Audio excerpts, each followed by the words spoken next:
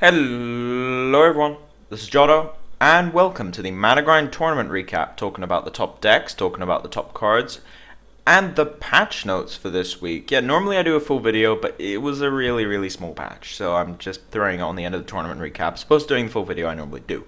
But anyway, without further ado, let's get started, shall we? Top 4 from NA, we had in first place Tom Martell, I'll come back to that later. Second place, Giga, and tied for third we had TM 1228. I'll just call him TM because I'm not sure if the number is part of his name or not. And we also had Rascal. Now, on to Tom Martell. Tom Martell is a very well known and very accomplished MTG player. As in Magic the Gathering, which is where a lot of card game players come from. It's one of the main card games along with like Yu-Gi-Oh! And Pokemon, so that's where a lot of people do come from. And Tom Martell is an incredibly accomplished player from Magic. And he comes in to a Hearthstone tournament and wins straight away. He just won the tournament and he played in a very interesting way, as I'll get on to when I actually go over his Warlock Watcher list. Now, he was playing Warlock Watchers, but he played 3 different Warlock Watcher decks and also an aggro deck. Now, I'll put the link in the description for the actual deck lists, and you can go have a look at it for yourself. This was his base version, but he had an anti-control version, he had an anti-aggro version, he also had an aggro Warlock deck to crush things like Shaman. So it was very interesting that he brought 4 different decks as sideboard as opposed to sideboarding, because if your opponent doesn't sideboard, you just don't let him know. You just switch decks, and they don't know you're sideboarding, and it's something which some people do pay attention to. If they're sideboarding and they pay attention to what you're doing, if you're just chilling in main menu, they're like, oh, he's not sideboarding, and then you do. And that's probably the advantage of pre-preparing like that. But anyway, on to his actual list. We had, as for minions, we had Blood Mage Thalnos, pretty standard with Nat Pagel to set up early draw. And then we also had Lord Jaraxxus, Ragnaros as late game win conditions, along with the engine that we'll get in a second. Then we had Black Knight to deal with big stuff, along with 2 Siphon Souls in the spell department, and Tinkmaster.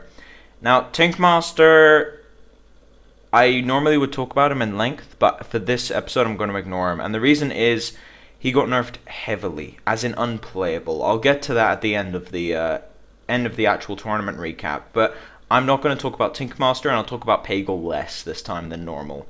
But yeah, I'll get to that later. But anyway, the rest of the deck, we had the pretty much full shields up engine. We had Sumpure Protector, Defender of Argus, along with Ancient Watchers, the 4 Giants. No Twilight Drakes in this list. Very interesting. No Twilight Drakes. Instead of running Ragnaros and Black Knight, and not really running these 4 drops, which usually set up your mid game, which is very interesting for a winning list. Then we also had 2 Earthring Farseers for the healing from your own life taps. Harvest Golem to set up your mid-game, Iron Beak to deal with other Twilight Drakes, and also really annoying effects like Cairn, for example. And then for the spells, we had 1 Shadow Flame, because you're playing Giants, you can fuel that. 2 Siphon Soul to deal with the big stuff, Mortal Coil for aggro, Soulfire, good direct damage, and Hellfire, board clear along with Shadow Flame. So you're playing 3 Shadow Flame effectively. Only one of them hurts you on board, but it's also direct. Now, second place, we had Giga playing Warrior Legendaries. There's always one Warrior Legendaries deck. It's pretty much always the same list, although this one's slightly different. But very interesting to see this one deck come every single week. There's always one. Never more than one, but there's always one. Partly because of how expensive the deck is. It's very difficult to build. But anyway, on to the actual minions. First of all, we have the Enrage engine. We have Armorsmith for defense. Wild Pyromancer sets up your own Enrages, wipes their board. Then we have Acolyte of Pain to draw you into your later stuff. Frothing Berserker for a bunch of punch early game. Then we also had Sen'jins as anti-aggro. That's an interesting addition. A Gadgetzan to benefit for all your cheap spells. Speaking of the spells, we had 2 Shield Slam along with the Shield Block, so that 5 direct damage very easily. We had a Slam for cycling and also to set up your own Executes. Whirlwind to support both Execute and your own Enrage engine, along with Inner Rage, which is actually weirdly enough a card that a lot of these decks don't play. But it's a free Enrage trigger, you can put it on Acolyte, you get a 3-2 and draw card, it's very useful. Then we have Weapons. 2 Fiery War Axe for early game removal and direct as usual, and a Gore Howl, which is kind of a win condition in this deck. It's an extra win condition instead of something like Barongeddon or Deathwing or something like that. But it can also be used as minion removal, it's just less likely. Now, I'm avoiding a section here, and I'm going to talk about it now. He was playing 5 different legendaries. Nat Pagle is for draw purposes, but the other 4, Alexstrasza, Grom, Ragnaros, Ysera, are win conditions. This is where the actual deck gets its name from. It sets up its early game with the Enrage, and then late game it sets up its win conditions. Alexstrasza Gorehowl is pretty much a one-shot kill. It takes 2 turns to set up, but it's basically a one-shot kill. And then you have Grom, which can do 10, 12, it can do a lot in a single bound. You can enrage it with Whirlwind, you can enrage it with Inner Rage and just do 12. Then we have Ragnaros, who does 8 out of nowhere, can also be used to get in board position. Ysera for card draw. 4 win conditions, 4 very powerful win conditions, and sort of a half one in Gorehowl. Very interesting variation. On to TM, who is playing Druid Beatdown. As usual with Druid, I'll go over the deck once, and then I'll go over any tech cards as opposed to the whole deck again. This was a very, very interesting variant. It's one of the stranger variants we've seen in a while.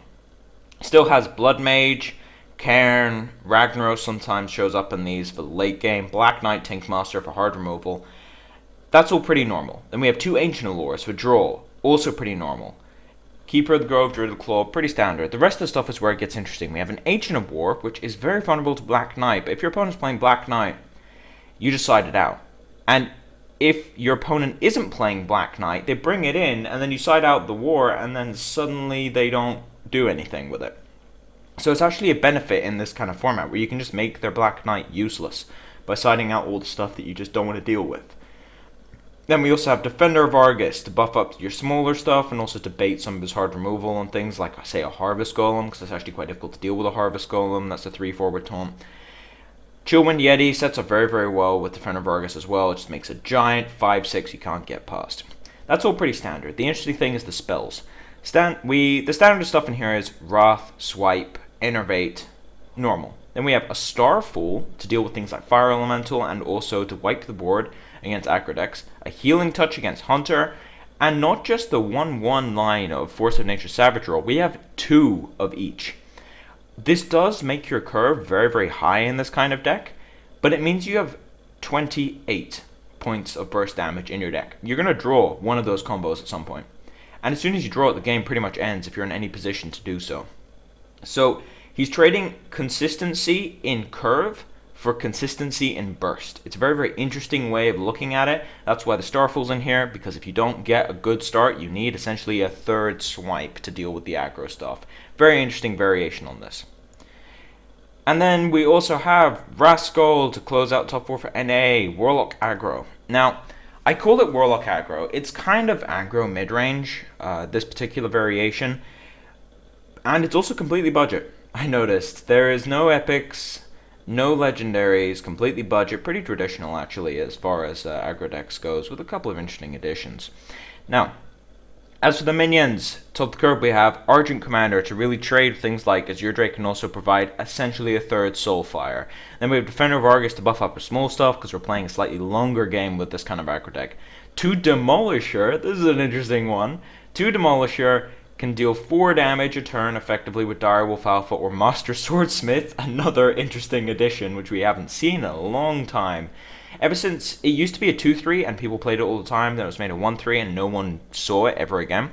Made a 2-of in this deck. Top 4, made 2-of Swordsmith. Very interesting development. It does buff up your own stuff. It works very, very well with Demolisher. It's one of the very good synergies.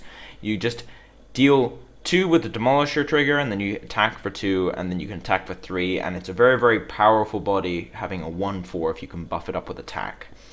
The Demolisher trigger itself is also very good at sniping. And then we have 2 Doomguard for late game consistency, essentially playing 3 Argent Commanders. It's more powerful than Argent Commander, but it also has a downside. But the downside really isn't much if you top deck it late game. If you top deck a Doomguard late game, which more or less is going to happen most of the time, you just play it and you discard nothing. And at that point, it's a very, very powerful 5-drop. Then we also have Knife Juggler, as expected from an aggro deck. Get those triggers, get that spread damage. Young Priestess to buff up your small stuff. Argent Squire because of all the buffs you're playing. Direwolf Alpha synergizes very, very well with Demolisher especially, but also with all your 1-drops. Then you have Standard Flame Imp, Void Walker. In every single Warlock aggro deck, you need those two, some of the best 1-drops in the game. Harvest Golem, just an efficient 3-drop. Scarlet Crusader, effectively a third Harvest Golem if you think about it. It trades twice, or just keeps attacking and attacking and attacking. It doesn't really lose attack when it's dealt with, so to speak, which is when the shield goes down. And lastly, we have 2 Shield Bearers to block up your own stuff, and as I said before, many times in this deck, you can buff up your own stuff, and it can still attack. It has 0 attack to begin with, but if you buff it, it can still attack, get some damage in, very useful. For the spells, we just have 2 Soulfire for direct finishing damage, and 2 Mortal Coils because they cycle, and it's sometimes useful utility. On to the top 4 from EU, we had Warning 1379, I'll just call them Warning. In second place, we had Melithium, and tied for third, we had Delirium. That's a interesting coincidence there with the Eums. And we also had Monk Business, who I've seen a couple times on here, actually. So, on to Warning's deck. Warning was playing an interesting Paladin. A very interesting Paladin, actually. I've seen a couple variants like this, but it's essentially Divine Shield Paladin. I just labeled it as early mid because it's Divine Shield, but Divine Shield doesn't really mean much. Divine Shield can mean so many different things. But it really is sort of an early aggro-ish mid-range deck. It's weird. I'll just get started with it. Now, first things first, we have standard Ragnaros to deal with sort of the late game stuff, but the rest of the deck is really where it comes into its own. 2 Blood Knights. There's so many Divine Shields you can run double Blood Knight and buff up your own Blood Knights to be 6/6s and sometimes 9/9s. Aldor Peacekeepers, effectively hard removal.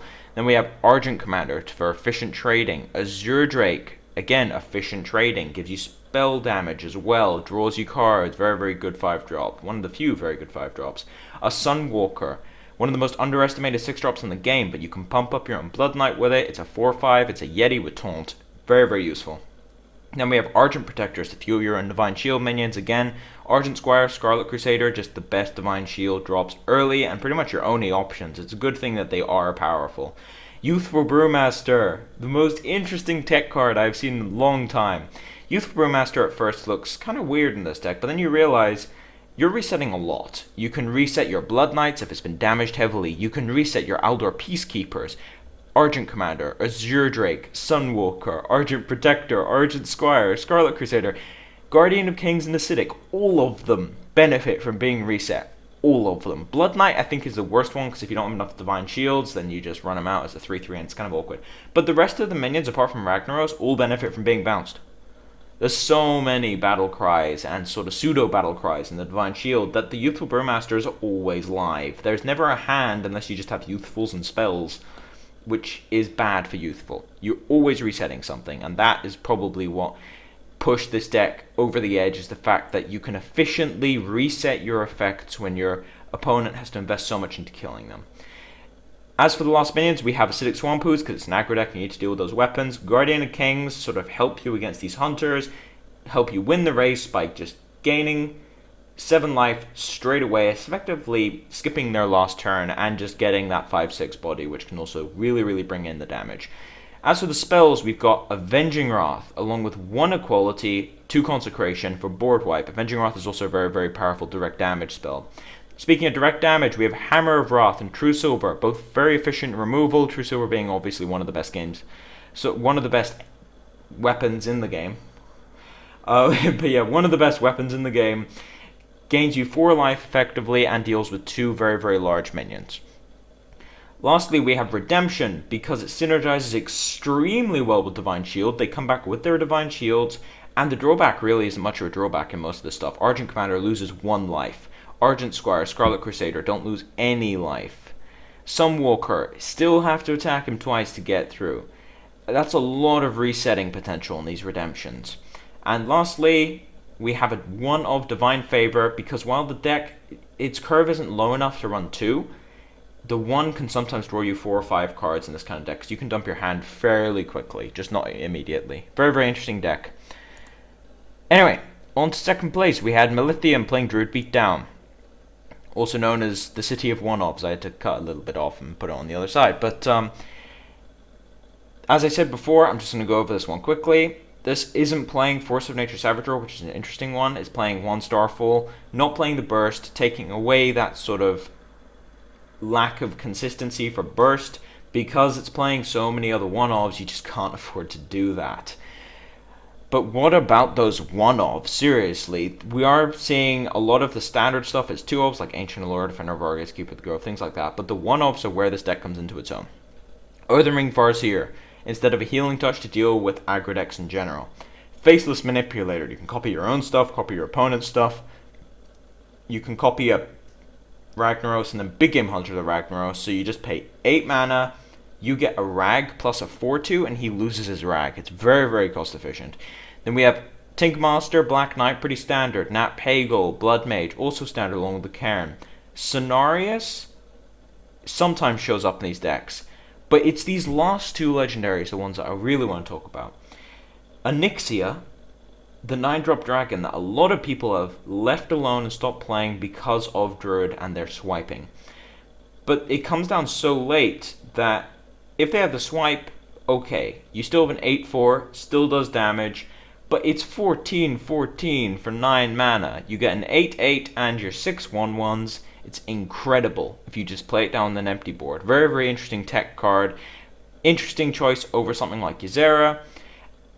And also Ragnaros. I feel like this takes the place of Ragnaros more. Cenarius sort of takes the place of Ysera because it's the Big Game Hunter target. Less vulnerable to Big Game Hunter, but does less as soon as you play it. Very, very interesting tech choice. The last one, legendary that no one's seen in a long time, Hogger. Hogger is a weird one. Hogger was always the kind of card which you play out on turn 6 and it's awful. If you innervate out a Hogger on turn 4, you win. If you get double innervate and put it out on turn 2, your opponent concedes. You just can't kill it. It makes 2/2, and they can't kill it straight away without a lot of things to charge, like Arcane Golem. Then it makes another 2/2, and then you basically have it swiped effectively with a coin if they have the coin. If not, it makes another 2/2. And if you went second, you just put it down on turn 1, and then you still get your 3 2/2s. It's ridiculous. It's a lot of value if you put innervates into it. You get a lot of 2/2s with taunt. Pretty much ends the game on its own. Late game, it's a little mediocre at times, unless your opponent has already used their Lava Burst and their swipes, and then it just wins the game on its own because they can't deal with it, and it blocks their big hits. It's less effective against small hits, really effective against big hits. So late game, it can just tank something like a Ragnaros shot with the token over and over and over again. Or if they have Druid of the Claw along with Black Knight, for example, and you have one of the taunt out, they can't get through, and it just keeps making 2/2s. It's a very, very interesting tech card, and I do expect to see some Hogger in some other decks. I'm not really sure how common it's going to be, but I do expect to see it a little bit. On to Delarium, playing Druid Watchers. Now, Druid Watchers is a fairly similar deck to the standard one. It's playing the exact 8 spells. That is pretty standard, and most of the deck is normal. The only techs we have are Big Game Hunter, normal, sort of normal. It's played in about half of these decks because you either play Ragnaros or you play the counter to Ragnaros. Some decks play both, some decks play neither. It's kind of weird, but you play any combination of either none or Big Game Hunter or Ragnaros or both. It's a weird dance that happens where Ragnaros becomes better the less Big Game Hunter's around, but then Big Game Hunter increases in play, Ragnaros decreases in play, so Big Game Hunter decreases in play, then Ragnaros goes up. It's this weird dance that happens every couple of weeks as kind of a cycle. But the actually interesting thing about this deck that makes it different to the other beatdown decks is the Watcher element. This deck is playing the 2 Ancient Watchers along with the Defender of Argus and some Fury Protectors. It gives you early defense against aggro decks, and you don't have to deal with any of the random early stuff like Harvest Golems, and you can even silence your own Ancient Watchers to get Chillwind Yetis attacking very, very early in the game. But besides that, it's pretty much a standard beatdown deck. So I'm going to move on to the final deck from Monk Business, playing Shaman Midrange. Shaman's died off a little bit. He was quite dominating about a month ago, but it just hasn't been performing well because it's not that good against a lot of the other stuff that shows up.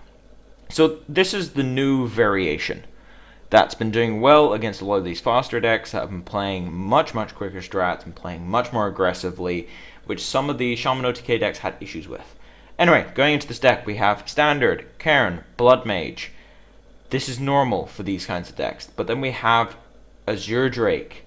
No Nat Pagal, keep in mind. We have Azure Drake, Coming in for the draw power, along with Gadgetzan with all the cheap spells, a Manatide Totem is basically this deck's version of Nat Pagle. It's slower, but then you get a guaranteed trigger, easier to kill, and with the Nat Pagle nerf, I think Manatide Totem is that much better. But that's where sort of the common stuff gets a little wonky. We still have a Harvest Golem, Unbound Elemental, Chillwind Yeti, Fire Elemental, 1-up Flame Tongue Totem, which normally doesn't show up in these decks, normally shows up in OTK, so it's the first interesting thing. Why is that Flame Totem there? It's because of Violet Teacher. This deck is not just playing a 1-up Violet Teacher, it's playing 2. 2 Violet Teachers and only 1 Yeti. Went full in on the Violet Teachers, but if you look at the actual spell suite, we have Feral Spirits, 3 mana. Lightning Storm, 3 mana. Earth Shock, Lightning Bolt, 1 mana. Hex, 3. Rockbiter, 1. Very cheap spells. The only exception is Bloodlust, which is 5. Another card we don't see that often. But Bloodlust can do a lot of damage if you get a Violet Teacher online early and start making tokens, just a bunch of damage. Even generates a little bit of value if the Violet Teacher is still alive. But the rest of the spells are very, very cheap. Very, very cheap, efficient, taking advantage of the overload mechanic by buffing your unbounds and making tokens. The spells themselves, the overload on the spells don't really interfere with each other. What do I mean by that? The overload is only a disadvantage if you're playing non-overload cards on the following turn, things like Fire Elemental. But if you're playing overload cards, then Lightning Bolt, for example, Lightning Bolt is essentially the Wrath effect, where you could play it on turn 2. So if you play it on turn 2, you get an overload. But then on turn 3, you now can't play Feral Spirits, but Feral Spirits essentially would have been 4 mana. So instead, you can play something like Stormforge Axe, which has overload, because everything is 1 cheaper. You just move it 1 along to where it normally would be without the overload. And then on turn 4, you play Feral. So they actually don't really interfere with each other as much. It's their interference with some of the other cards that don't have overload, because they don't have their costs reduced. So the overload cards themselves have that cost reduced, so they sort of curve into each other. It's a weird way of looking at it, but it does actually work that way. But that's where some of the cheaper creatures come into. We have Fire Elemental being the pretty much only expensive one, along with Cairn. The rest of the stuff is fairly efficient. We have Azure Drake, which you can play and then Lightning Bolt something. Gadgetzan, play and then Lightning Bolt something, for example. Violet Teacher, only 4 mana, very, very key to the deck. Unbound, only 3 mana. Very, very cheap, efficient minions, which actually allow you to play some of these spells with overload without hurting yourself and actually gaining bonuses out of the Unbound and the Violet Teacher. Anyway, very, very interesting setup. I'm going to go on to the patch notes, or 2 patch notes. Patch note? Kind of. Anyway. Yeah, Blizzard's, they've been rather stingy with the changes recently. I was going to do a patch review video when I saw the actual announcement, which happened yesterday or the day before. But there was an announcement on the forums talking about Nat Pagle and Syncmaster being changed, and everyone thought it was just supposed to be an announcement of what some of the changes were going to be. It turns out it was all of them. Yeah, only Nat Pagle and Syncmaster got changed. That's why I'm not doing a full video. I'm just tagging in on at the end here. But anyway, so Nat Pagle, draw chance now at the start of your turn until end. So it's 50% chance at the start of your turn to draw a card. And Syncmaster, now a 3/3, and instead of targeting, it's random. Where do I begin? First of all, both of these cards needed nerfs. I am the first person to say this. In fact, some people were debating banning them in tournaments. And I'm glad that they have been nerfed. They should not be as swinging as they are. Especially with RNG. RNG should not be that powerful. So I'm glad they got nerfed. Nat Pagle, I don't know what's going to happen with Nat Pagle. I wouldn't disenchant your Nat Pagle straight away. I would play with it, wait, see how good it is at start of turn. Personally, I'm not sure. I actually think that the way the math works out is Nat Pagle is nowhere near as good as he used to be. First of all, you don't get your guaranteed trigger. Second of all, if you play him early, you get 1 less trigger guaranteed. Because they're going to kill him at some point. And you get... Yo. Am I still on Teamspeak? Hi, Samaka. Say hi to the weekly. I forgot I was recording on Teamspeak. Alright, random cameo. Anyway, I was actually going over the Nat Pagle and Syncmaster changes. Oh, would you like me to join you? You can if you like. It's unconventional, but I'm not going to edit this for once. Alright, cool. But anyway, Nat Pagel. I'm not really sure whether or not he's unplayable now or playable or still as good as he used to be or anything to do with that. The way he seems to work now is that he loses a trigger guaranteed because they're going to kill him at some point and you're going to miss your trigger when they kill him because you don't get an end of turn. You get it at the beginning of yours, so when they do kill him, you miss a trigger. That is a thing. The other thing is you can get silenced or crazed alchemisted and you miss your trigger entirely. But late game, I think, is where the problem is. You're just going to miss your triggers entirely. You don't even get a guaranteed one anymore. They're just going to kill it straight up. So I'm not sure when that Pagel's going to be. Yes, well, one thing that I did agree with in that is the fact that late game you won't get anything, whereas late game beforehand you could have a 50% chance of getting something, as it was stated. Though, as it is now, if in the early game you can still have chances of trigger, so it's a great early game card. But if you do draw it late game, it's going to be a dead card, just like a lot of one drops later on. It feels like Mukla almost. Amazing early game, but Yeah. pretty pointless late game. I'm not sure about this Yeah. one. Um, I mean, I understand the change. It was incredibly difficult to deal with and rendered your opponent way behind on card advantage if they managed to not deal with it early enough. But now it's just late game, it's so dead that there's really almost no point in running it unless you want to risk drawing it late. Because at that point, late in the game, somebody's going to have some way of dealing with it, most likely. Either on board Yeah. or in hand. I feel like it's gonna come down to playing with it. I'm not gonna disenchant mine straight away. I'm gonna play with it, see how it does.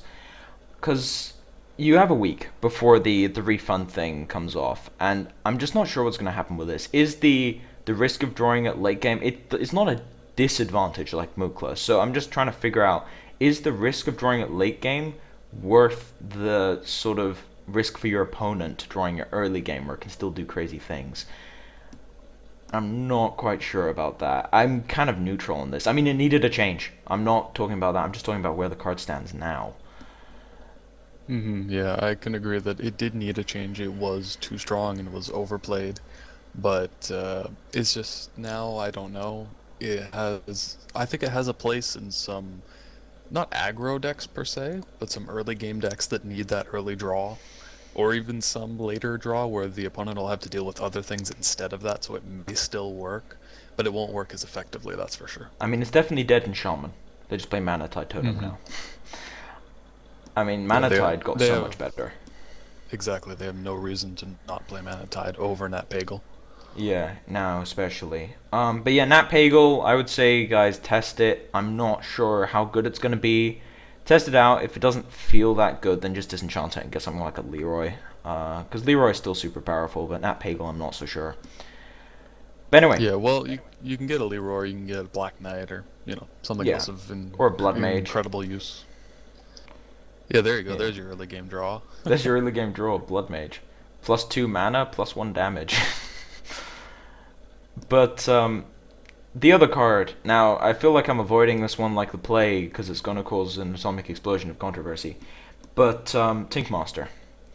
Now, I understand Tinkmaster had to be changed. I'm not defending Tinkmaster. I hate Tinkmaster. I think he was a cancer to the game and should not have existed. But I think we can put a tombstone on this one because he's useless now. Well, I have to agree with Blizzard in the sense that if you play it on turn, what is it? It's 2 cost, I think. It's 3 mana 3/3 now. Yeah, it's a 3 mana 3/3. If you play him on turn 3 after having played some smaller minions, maybe he'll transform one of your guys into a 5/5. It's possible, but it's very unlikely. I mean, everyone who has him right now in the competitive scene is going to get rid of him for another legendary immediately. Yeah. Either something they're missing or, I mean, something like that. what are you hoping to transform? Like, 1 drops are pretty strong. 1 drops and 2 drops Mhm. are pretty powerful in things like Warlock, who would have the 1 drops. Exactly. You're gonna trade So your that's why Flame Imp it's for a squirrel? exactly. It's not exactly the best trade-off, but it's a possibility. But anyways, that's more so what I disagree with. One thing that I do think is he does still have some power in the sense that, let's say turn 9, board is wiped on turn 8 or whatever. Turn 9, your opponent plays Ysera. All you have in hand is a Tinkmaster. That's all that's on board. You're good. But if you're playing something like a Paladin and they throw down a Cairn and then make a token, well, you're screwed. If it hits the token, makes a 5/5. GG. Yeah, you The just un lost the game there. Like if it just exactly turns their token the into a 5/5. unpredictability is yeah, the unpredictability is just so bad, I mean, and it's that's why hilarious it's in unplayable. Arena now. In Arena, I think it's Yeah, actually. I wouldn't pick it because some of the other legendaries are crazy, but I actually think that if it's like Millhouse, Mana Storm, Lurk, or Cho, you'd pick the Tinkmaster because he's a 3 mana 3/3 now. At least he goes on curve. hmm yeah, he's not a bad creature in the sense that he's on curve, and at least if you have some in Arena, some random, I don't know, like a Silverback Patriarch or something, at least you transform that. You don't care if you get a Squirrel or if you get a Devil Sword, you're happy, you know? Yeah, I just. It's sort of the part of me that really is kind of sad about Tinkmaster Overspark leaving, which is something I never thought I'd say.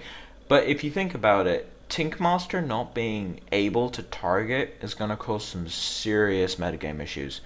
Like, I For sure. think it's going to make the metagame more narrow because I mean, the first thing that everyone was saying was, "Oh, it's a nerf to Druid because they don't have Tinkmaster anymore." And then you realize that all the other decks need a Tinkmaster to deal with Druid. It's like a double-edged sword. hmm So Yeah, they just because now cancel. Druid can, yeah, now Druid can innervate out a Ysera on turn 5 or 4 if they have the coin with double. I know that sounds like crazy and it rarely It happens, can but happen. That's the point. it can happen, and people wouldn't do it because they'd be like, "Oh, what if he has a Tink Master? It's still early game. He could very well have it." It's the same logic that they use against mages and shamans, where they use Hex and Polymorph, and they're like, oh, "I don't want to get Hexed or Polymorph." I'm an avid Druid player myself, and I'm probably going to get shot in the foot by saying this, but I've innervated out huge things really early game and been screwed by Tink Master. But now with that out of the window, then any other class that doesn't have any early game hard removal is just gonna get screwed. I feel like, weirdly enough, I think that because of this, Big Game Hunter is going to go up in popularity, and Ragnaros is going to get worse, weirdly enough. Because people are going to replace their Tinkmaster with Big Game Hunter because they need something to deal with some of the big stuff. So And it's gonna be in the 3 slot curve. So. yeah, it also fits on curve for your sort of late game 3-drop plus spell, which is where Tinkmaster really came in. So it was like 3-drop and removal spell. But now I feel like Ysera and I'm gonna say it, Malagos. People need to test Malagos. It turns things like swipe into kill your opponent and wipe his board. But the 412 dragons are super difficult to kill now. I Yeah, anything don't see how you that's do. yeah, any of the really good legendaries that have a high health total now are extremely difficult to kill. Even Karen has become such a pain now because I he's a think 4/5. Karen is really powerful now. Yeah, especially, he falls just in the range where you can remove him with damage spells, but even there you have to deal with another incarnation of him, and that's hell to deal with. I think some of the other stuff has become better. I'm not entirely. I think big. I'm not entirely sure where sort of the trio of removal minions stands now. I think Black Knight and Big Game Hunter have gone up because Tinkmaster's gone, so people are going to start playing things like Earth Elemental and Ancient of War again. But then Black Knight's going to have to fill in the spot there. So if I would say if you're going to get rid of your Tinkmaster, which I would highly recommend, and you don't have a Black Knight, I would get your Black Knight. You're going to need one Yeah, of that's those. exactly what I'm going to do. So yeah, I highly recommend it as well because if you don't play the Black Knight and you see an Ancient of War, yeah, you can silence it, or even an Earth Elemental, yeah, you can silence it. But dear God, you're still gonna have to deal with a big minion. Especially Earth Elemental. Earth Elemental's huge if you don't have an answer to it. It's 7/8. Mm-hmm. That's why at least it's 7 attacks, so the big game hunter can target that, thankfully. I mean, if it was a 6/8, it'd be hilariously overpowered, weirdly enough. Oh, so much. I mean, I do think that there's going to be a bit of warping. Although I think in the end, the metagame's going to stabilize to like Druid as the king again, just Again. because it's the most stable, and they lose the least, weirdly enough, because they can use Big Game Hunter, and they can also use their big stuff like Druid of the Claw to stabilize out a little bit, whereas a lot of the other classes, I think Shaman is the only class that really is not hurt by this. Like, Yeah, Shaman has Hex, so at least they have that, and not to mention the fact that they were getting a couple of their legendaries and their things, like the Flame Elementals in the worst of cases, Team Mastered, because, yeah, it's a 6-5, it may become a 5-5, but at least it's a 6-5 now. I mean, it's a 5-5 instead of a 6-5 now. or 1-1, and that was a gamble that people were prepared to make. Hmm. But But yeah, yeah. especially with this, we're going to see a rise in silence. Oh yeah, definitely. Mainly to deal with Karen, I think. Hmm. Like, people need to have an answer to Karen.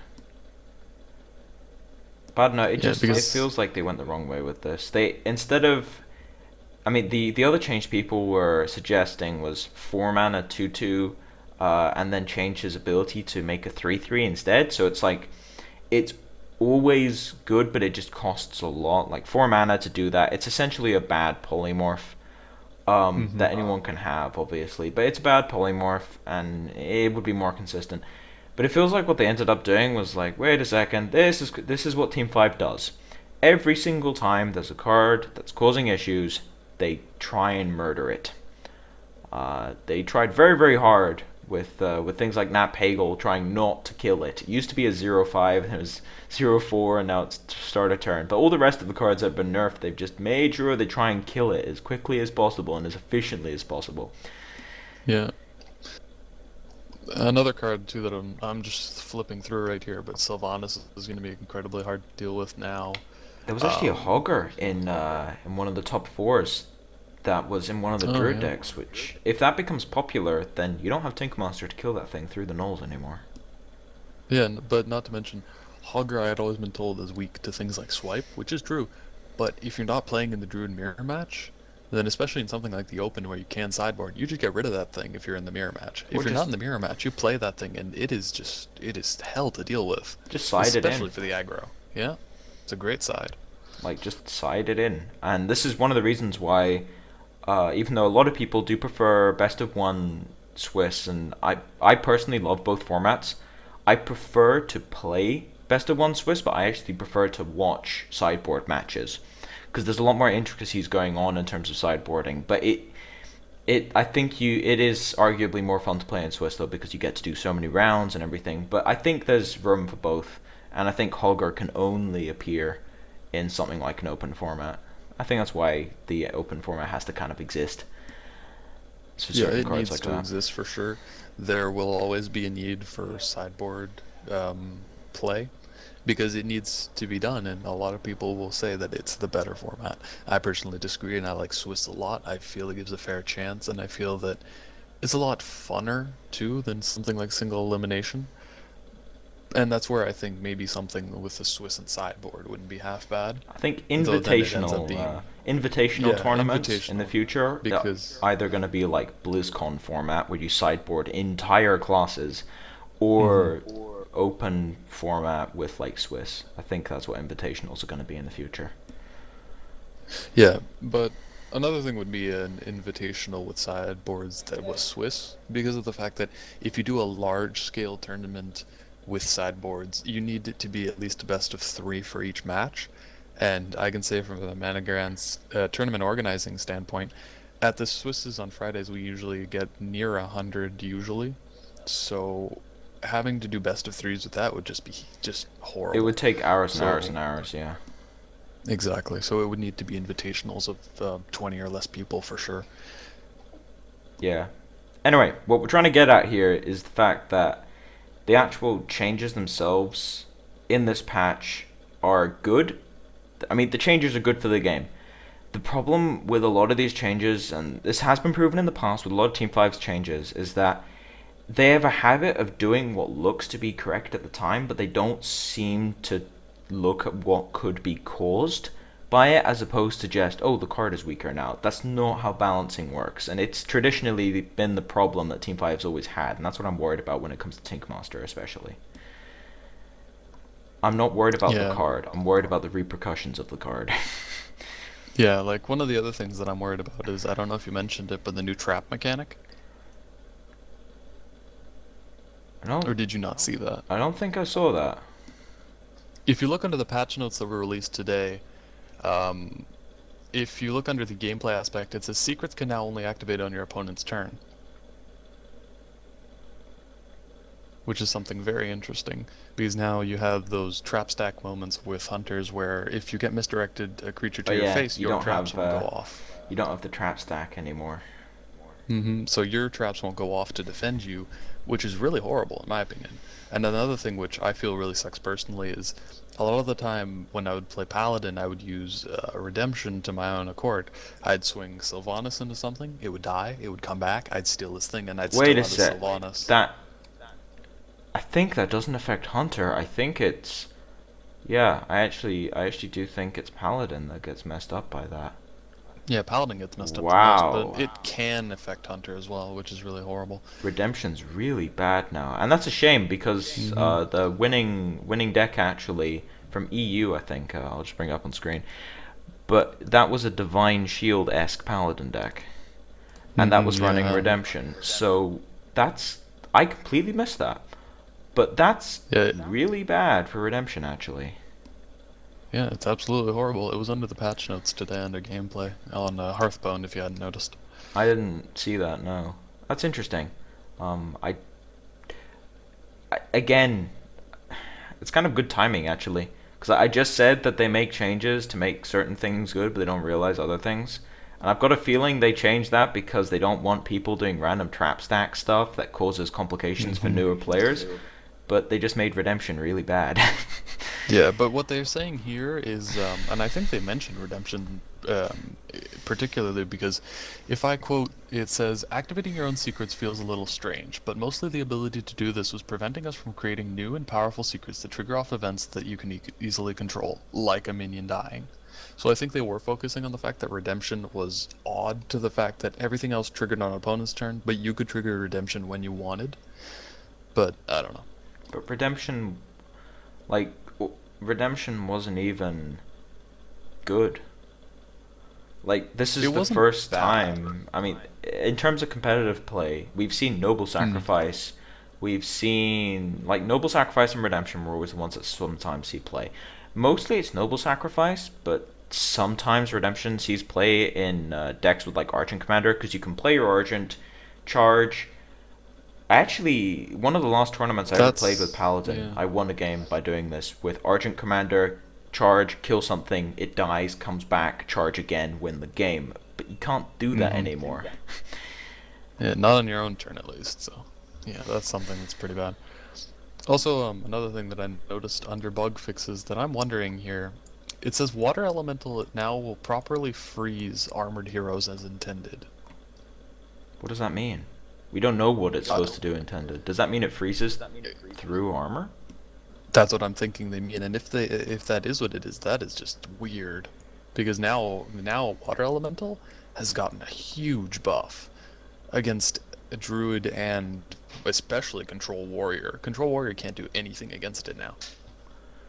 That's kind of weird. I'm glad you hopped on actually, because I did not read the bug fixes. Because normally I don't read the bug fixes because usually it's just like random floating around stuff. But something I think they did this with Alexstrasza a while ago, where Alexstrasza originally, I think She it originally destroyed brought armor. down armor. It Yeah, she destroyed doesn't armor. anymore. But we didn't think that was a bug because it was left in the game for like 4 months. So we just didn't think it was a bug, and we thought that was intentional because armor is health. But it's not.